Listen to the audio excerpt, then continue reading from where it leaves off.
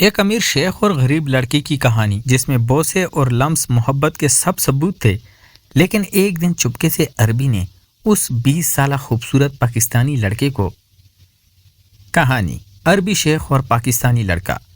میرا نام حمزہ ہے، میری عمر 20 سال ہے اور لوگ اکثر کہتے ہیں کہ میں خوبصورت ہوں، مگر میں جانتا ہوں کہ خوبصورتی پیٹ نہیں بھرتی۔ میں پاکستان کے غریب محلے میں پیدا ہوا جہاں گلیوں کی مٹی ہمارے خوابوں سے زیادہ گہری تھی۔ میرے والد ایک چھوٹی سی ورکشاپ میں کام کرتے تھے اور ماں سارا دن گھروں میں صفائیاں کر کے شام کو تھکی ہاری لوٹتی تھی۔ میں نے بچپن سے ہی سیکھ لیا تھا کہ عزت محنت میں ہے، مگر غربت انسان کی آنکھوں سے نیند چرا لیتی ہے۔ جب حالات مزید سخت ہوئے تو میں نے بیرونی ملک جانے کا فیصلہ کیا۔ کسی ایجنٹ نے وعدہ کیا کہ دبئی میں اچھی نوکری دلوا دے گا۔ میں نے ماں کے زیور گروی رکھوائے اور ایک امید لے کر دبئی پہنچ گیا۔ دبئی کی عمارتیں آسمان سے باتیں کرتی تھی، مگر میرا دل زمین پر بچھا ہوا تھا۔ ابتدا میں نے مختلف جگہوں پر معمولی کام کیے، پھر قسمت نے کروٹ لی اور مجھے ایک عرب شیخ کے گھر میں نوکری مل گئی۔ شیخ کا نام فہد بن سالم تھا۔ وہ وقار اور خاموشی کا پیکر تھا، درمیانی عمر، گہری آنکھیں اور لہجے میں عجیب سا ٹھہراؤ۔ میں اس کے گھر میں ذاتی معاون اور خدمت گزار کے طور پر کام کرنے لگا۔ میرا کام اس کے کپڑے ترتیب دینا، کمرے سنبھالنا اور اس کے روزمرہ معاملات میں مدد کرنا تھا۔ شروع میں وہ مجھ سے کم بات کرتا تھا، مگر اس کی نظریں اکثر مجھ پر ٹھہر جاتی، جیسے وہ میرے وجود میں کوئی کہانی پڑھ رہا ہو۔ میں اسے ایک آقا سمجھتا تھا اور اس کی عزت دل سے کرتا تھا۔ وقت گزرتا گیا، میں نے اس کی خاموش طبیعت کو سمجھنا شروع کیا۔ وہ اکیلا تھا، دولت کے ہجوم میں بھی تنہا۔ ایک شام جب میں اس کے کمرے میں فائلیں رکھ رہا تھا تو اس نے پہلی بار میرا نام پکارا۔ اس آواز میں نرمی تھی۔ اس نے پوچھا کہ میں کہاں سے آیا ہوں۔ میں نے سچ سب بتا دیا، میری غربت، میرا خاندان اور میرے خواب۔ وہ خاموشی سے سنتا رہا۔ اس دن کے بعد وہ مجھ سے زیادہ بات کرنے لگا، کبھی چائے پر، کبھی رات کے کھانے کے بعد۔ اس کی آنکھوں میں اب حکم کم اور اپنیت زیادہ تھی۔ ایک دن میں نے دیکھا کہ وہ اداس ہے۔ میں نے ہمت کر کے پوچھ لیا۔ اس نے بس اتنا کہا کہ زندگی میں سب کچھ ہونے کے باوجود کچھ نہیں ہوتا۔ اس جملے نے مجھے اندر تک ہلا دیا۔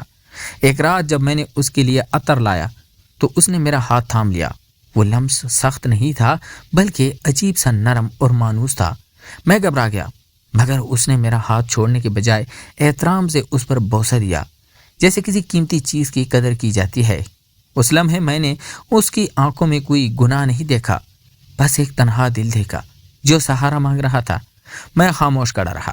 میرے دل کی دھڑکن تیز تھی مگر ذہن صاف۔ اس نے آہستہ سے کہا کہ وہ مجھے عزت کی نظر سے دیکھتا ہے۔ دن گزرتے گئے، ہمارے درمیان ایک انکہی قربت پیدا ہو گئی۔ وہ مجھے میرے ماتھے پر ہلکا سا بوسہ دیتا جسے دعا دے رہا ہو۔ میں اس کے لیے صرف نوکر نہیں رہا تھا اور وہ میرے لیے صرف آقا نہیں رہا تھا، مگر اس رشتے کا کوئی نام نہیں تھا۔ دبئی کی راتیں لمبی اور خاموش تھی اور اس خاموشی میں ہمارے دلوں کی باتیں سنائی دینے لگی، مگر مجھے معلوم تھا کہ یہ کہانی ابھی ادھوری ہے۔ قسمت نے ابھی اپنے پتے نہیں کھولے اور آنے والا وقت ہمارے رشتے کا امتحان لینے والا تھا۔ وہ دن مجھے آج بھی یاد ہے جب دبئی کی صبح غیر معمولی طور پر خاموش تھی، جیسے شہر بھی جانتا ہو کہ کچھ ٹوٹنے والا ہے۔ میں حسب معمول شیخ فہد کے کمرے میں داخل ہوا تو وہ کھڑکی کے پاس کھڑا سمندر کی طرف دیکھ رہا تھا۔ اس کی آنکھوں میں وہی گہری خاموشی تھی، مگر آج اس خاموشی میں بوجھ تھا۔ اس نے پیچھے مڑے بغیر کہا کہ حمزہ تم بیٹھو۔ اس آواز میں وہی نرمی تھی جس نے مجھے پہلی بار اس کا گرویدہ بنایا تھا۔ میں بیٹھ گیا مگر دل بے چین تھا۔ اس نے آہستہ آہستہ بات شروع کی کہ زندگی ہمیشہ ہماری مرضی کے مطابق نہیں چلتی۔ میں نے محسوس کیا کہ اس کے الفاظ میرے دل پر گر رہے ہیں۔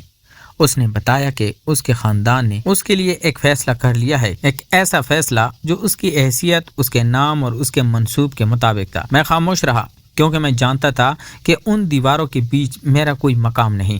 اس نے میری طرف دیکھا، پہلی بار اس کی آنکھیں نم تھی۔ اس نے میرا ہاتھ تھاما، وہی ہاتھ جس پر اس نے کبھی احترام سے بوسہ دیا تھا۔ آج اس ہاتھ کی گرفت میں درد تھا۔ اس نے کہا کہ تم نے مجھے دوبارہ زندہ ہونے کا احساس دیا، تمہاری موجودگی نے میرے خالی دنوں کی معنی دیے، تمہارے ماتھے پر دیا گیا ہر بوسہ میرے لیے دعا تھا، کوئی خواہش نہیں، کوئی گناہ نہیں، بس ایک پاکیزہ قربت۔ اس کے الفاظ نے میرے دل کو لرزا دیا۔ اس نے کہا کہ میں نے کبھی تم سے کچھ نہیں مانگا، نہ نام، نہ مقام، نہ دولت۔ مجھے صرف وہ لمحے چاہیے جن میں خود کو کم تر محسوس نہ کروں، وہ لمحے جن میں صرف حمزہ تھا، ایک غریب پاکستانی نہیں۔ اس نے میری بات سنی اور آہستہ سے میرے ماتھے پر آخری بار بوسہ دیا۔ اس بوسے میں جدائی کی مہر تھی۔ اس نے کہا کہ کبھی کبھی محبت کا سب سے بڑا ثبوت چھوڑ دینا ہوتا ہے۔ میں نے آنکھیں بند کر لی، کیونکہ اگر دیکھتا تو شاید ٹوٹ جاتا۔ اس دن کے بعد میں نے اس گھر میں زیادہ وقت نہیں گزارا۔ میں نے نوکری چھوڑنے کا فیصلہ کر لیا۔ اس نے مجھے روکنے کی کوشش نہیں کی، بس اتنا کہا کہ جہاں بھی رہو خود کو کبھی کم تر مت سمجھنا۔ روانگی کے دن وہ مجھے دروازے تک چھوڑنے آیا۔ دبئی کی تیز دھوپ میں وہ چند قدم میرے لیے صدیوں جیسے تھے۔ اس نے میرا ہاتھ پکڑا، ایک لمحے کو ایسے جیسے وقت رک گیا ہو، پھر احترام سے اس پر بوسہ دیا اور کہا کہ کچھ رشتے نام کے محتاج نہیں ہوتے۔ میں نے سر ہلایا، کیونکہ الفاظ میرا ساتھ چھوڑ چکے تھے۔ میں واپس پاکستان آ گیا، وہیں گلیاں، وہیں غربت، مگر اب دل میں ایک ایسا زخم تھا جو دکھ بھی دیتا تھا اور فخر بھی۔ میں نے کام شروع کر دیا، زندگی آگے بڑھتی رہی، مگر راتوں میں دبئی کی خاموشی، شیخ فہد کی آنکھیں اور وہ بے آواز بوسے میرے ساتھ رہتے۔ کبھی کبھار اس کا کوئی پیغام آ جاتا، بس خیریت کی دعا، کوئی شکوہ نہیں، کوئی وعدہ نہیں۔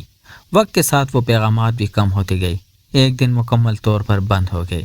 میں جان گیا کہ جدائی مکمل ہو چکی ہے، مگر میں ٹوٹا نہیں، کیونکہ میں نے ایک ایسی محبت دیکھی تھی جو خود غرض نہیں تھی، جو اختیار نہیں مانگتی تھی، جو صرف دل میں رہ کر بھی مکمل ہو سکتی تھی۔ آج جب میں آئینے میں خود کو دیکھتا ہوں تو مجھے اپنی خوبصورتی نہیں، اپنی کہانی نظر آتی ہے، ایک غریب لڑکی کی کہانی جسے کچھ لمحوں کے لیے عزت، محبت اور پہچان ملی اور پھر خاموشی سے چھن گئی، مگر وہ لمحے میرے تھے، اور شاید یہی محبت کی سب سے بڑی جیت تھی کہ وہ جدائی کے باوجود دل میں زندہ رہی۔ تو پیارے دوستو، کیسی لگی آپ کو آج کی سٹوری؟ میں امید کرتا ہوں آپ کو ہماری سٹوریز پسند آئی ہوگی۔ ملتے ہیں ایک اور انٹرسٹنگ سٹوری کے ساتھ، تب تک اپنا ڈھیر سارا خیال رکھیے گا۔ خدا حافظ۔